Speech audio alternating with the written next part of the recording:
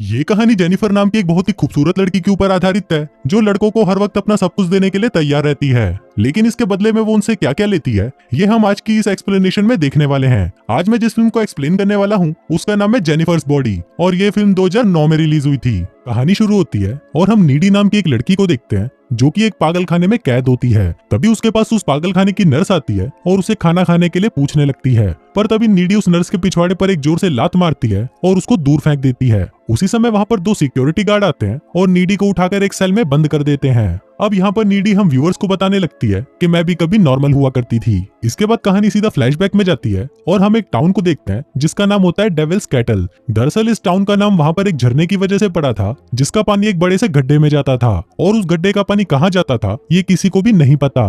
वहाँ पर बहुत सारे साइंटिस्ट उसमें अलग अलग चीजें डालकर पता लगाने की कोशिश करते थे कि वो चीजें कहाँ पर जाती हैं, पर कोई भी इस बारे में पता नहीं लगा पाता। अगले सीन में हम जेनिफर नाम की एक खूबसूरत लड़की को देखते हैं जो कि कॉलेज की हेड चीयर लीडर होती है। जेनिफर अपने कॉलेज की सबसे सुंदर और कॉन्फिडेंट लड़की थी। और वहीं हम जेनिफर की बेस्ट फ्रेंड नीडी को भी देखते हैं जो कि जेनिफर से बिल्कुल ही उल्टी थी, लेकिन वो दोनों बेस्ट फ्रेंड थे और अपना ज्यादातर टाइम साथ ही स्पेंड करते थे। नीडी का एक बॉयफ्रेंड भी था जिसका नाम होता है निर्मल निरोध, पर नीडी अपने बॉयफ्रेंड से ज्यादा अपना टाइम जेनिफर के साथ ही स्पेंड किया करती थी। फिर एक रात नीडी और निर्मल निरोध साथ में घचाघच मचाने का प्लान बनाते हैं। फिर निर्मल निरोध नीडी की सुरंग की खुदाई शुरू ही करने वाला होता है कि तभी अचानक वहां पर कबाब में हड्डी जेनिफर आ जाती है और वो नीडी को उसके साथ एक क्लब में चलने के लिए बोलती है। अब ये देखकर निर्मल निरोध सोचता है कि आज रात तो उसे हाथ गाड़ी से ही काम चलाना पड़ेगा। फिर कुछ देर बाद वो दोनों क्लब आ जाती हैं, जहाँ पर जेनिफर उस क्लब के बहुत सारे मुस्टंडों से मिलती है। अब ये सब देखकर हम व्यूवर्स को भी पता चल जाता है कि इन मुस्टंडों ने मिलकर जेनिफर की तितली का चमगादड़ बना दिया है। फिर जेनिफर की मुलाकात एक लड़के से होती है जिसका नाम होता है टोनी कक्कड़, और वो उस क्लब में एक बैंड चलाता है। फिर जेनिफर टोनी कक्कड़ से बातें करती है और उसे ड्रिंक के लिए पूछती है, जिस पर टोनी कक्कड़ भी उसे हाँ बोल देता है।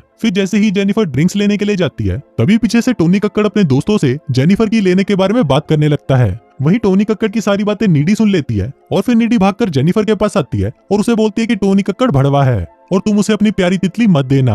पर जेनिफर नीडी की बातों पर बिल्कुल भी ध्यान नहीं देती और वो टोनी कक्कड़ का परफॉर्मेंस देखने के लिए चली जाती है। अब उसकी परफॉर्मेंस शुरू होने के कुछ टाइम बाद ही उस क्लब में आग लग जाती है और चारों तरफ भगदड़ मच जाती है। सभी लोग वहां से बाहर निकलने के लिए भाग रहे होते हैं और इस भगदड़ में बहुत सारे लोग कुचले भी जाते हैं। फिर नीडी जेनिफर को अपने साथ वॉशरूम में ले जाती है और वो दोनों वॉशरूम की खिड़की खोलकर वहां से बाहर निकल जाती हैं। बाहर निकलते ही नीडी देखती है कि वो क्लब पूरी तरह जल चुका है और उसके अंदर लोग बाहर निकलने के लिए जोर जोर से चिल्ला रहे हैं। तभी वहां पर टोनी कक्कड़ आ जाता है और वो जेनिफर को अपने साथ चलने के लिए बोलता है। नीडी उसे जाने के लिए मना कर देती है, पर जेनिफर टोनी कक्कड़ के साथ जाने के लिए राजी हो जाती है और फिर वो टोनी कक्कड़ की वैन में बैठकर वहां से चली जाती है। पर नीडी को यह सब बिल्कुल भी अच्छा नहीं लगता कि जेनिफर कुछ अनजान चूतियों के साथ चली गई है। फिर घर पर नीडी को जेनिफर की बहुत चिंता होने लगती है, इसलिए नीडी अपने बॉयफ्रेंड निर्मल निरोध को फोन लगाती है और उसे सारी बातें बता देती है। नीडी बहुत ज्यादा घबराई हुई थी कि वो लोग जेनिफर के साथ कुछ कर ना दें। तभी नीडी के दरवाजे पर कोई नॉक करता है और नीडी देखने के लिए नीचे चली जाती है। फिर वो जैसे ही दरवाजा खोलती है तो वो देखती है कि वहां पर कोई नहीं होता।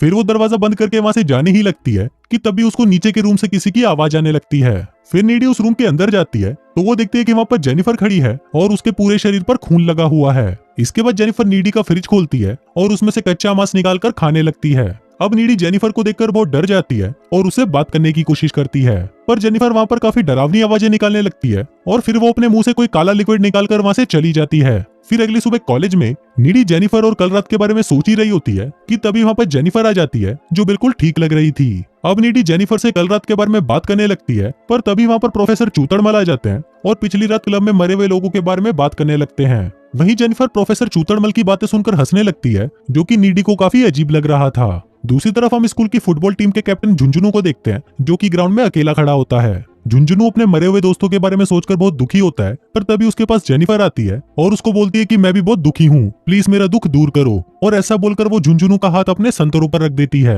अब इससे झुंझुनू का छोटा झुंझुनू वाइब्रेट करने लगता है और फिर वो दोनों घचाघच मचाने के लिए जंगल में चले जाते हैं। वहां जाते ही वो दोनों चुम्मा चाटी करना शुरू कर देते हैं, पर कुछ ही देर में जंगल के सारे जानवर वहां पर आ जाते हैं और उन लोगों को चुम्मा चाटी करते हुए देखने लगते हैं। झुंझुनू को ये देखकर काफी अजीब लग रहा था, पर तभी वो जेनिफर को देखता है जिसका मुंह अचानक किसी जानवर की तरह खुलकर बड़ा हो जाता है और फिर वो झुंझुनू को मार डालती है। वहीं झुंझुनू की चीख सुनकर प्रोफेसर चूतड़मल वहां पर आता है और वहां पर झुंझुनू को मरा हुआ देखकर उसकी फटकर 64 हो जाती है। इसके बाद वो पुलिस को इन्फॉर्म कर देता है और पुलिस वहां पर खूनी का पता लगाने में लग जाती है।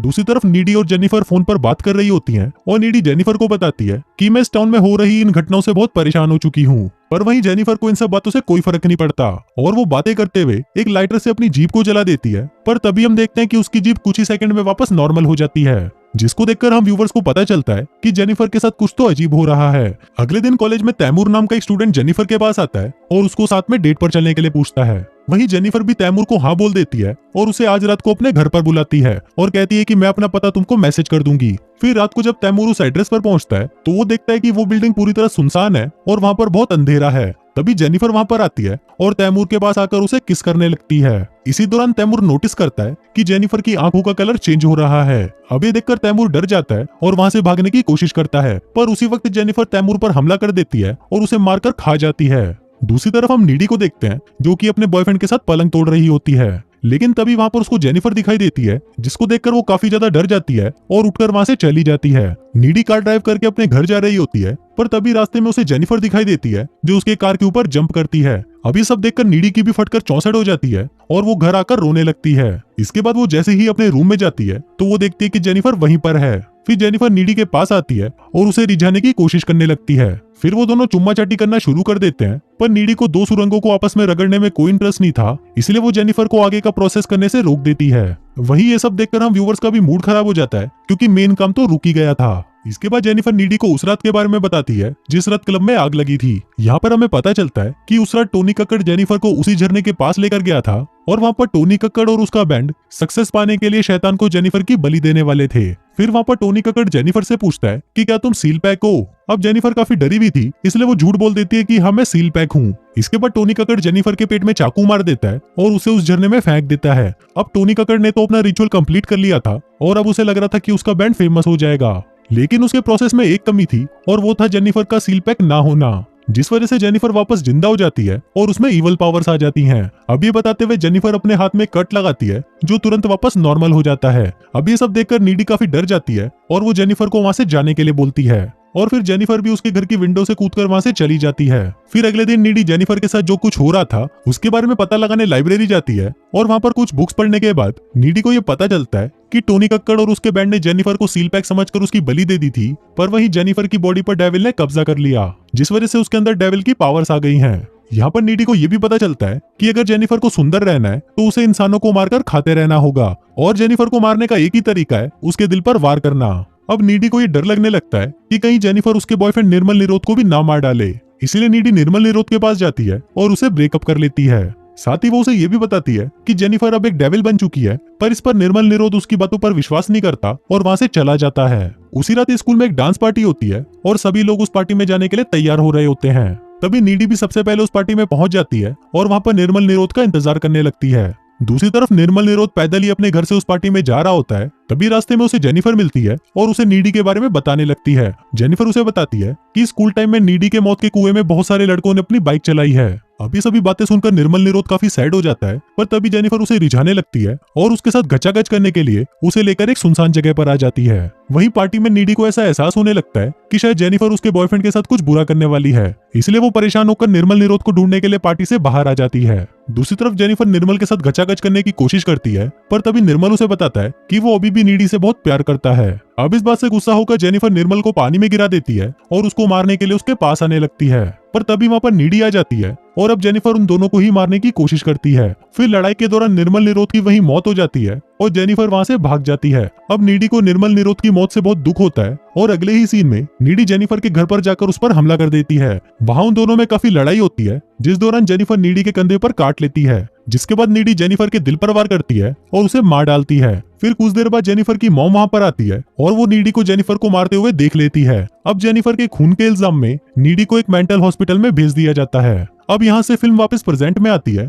और हम देखते हैं कि जब लड़ाई के दौरान जेनिफर ने नीडी के कंधे पर काटा था, तभी नीडी के अंदर भी वो सारी शैतानी शक्तियां आ गई थी। इसके बाद नीडी उस जेल को तोड़कर वहां से बाहर आ जाती है और वहां से सीधा उस झरने के पास जाती है जहां पर जेनिफर की बलि दी गई थी। अब फिल्म के लास्ट सीन में हम देखते हैं कि टोनी कक्कड़ और उसका बैंड काफी फेमस हो गया है, पर कुछ ही दिनों के अंदर उसके बैंड के सभी लोग मारे जाते हैं और सीसीटीवी फुटेज से पता चलता है कि नीडी ने ही जेनिफर का बदला लेने के लिए उनको मार डाला है। और फिर इसी के साथ ही ये फिल्म यहीं खत्म हो जाती है।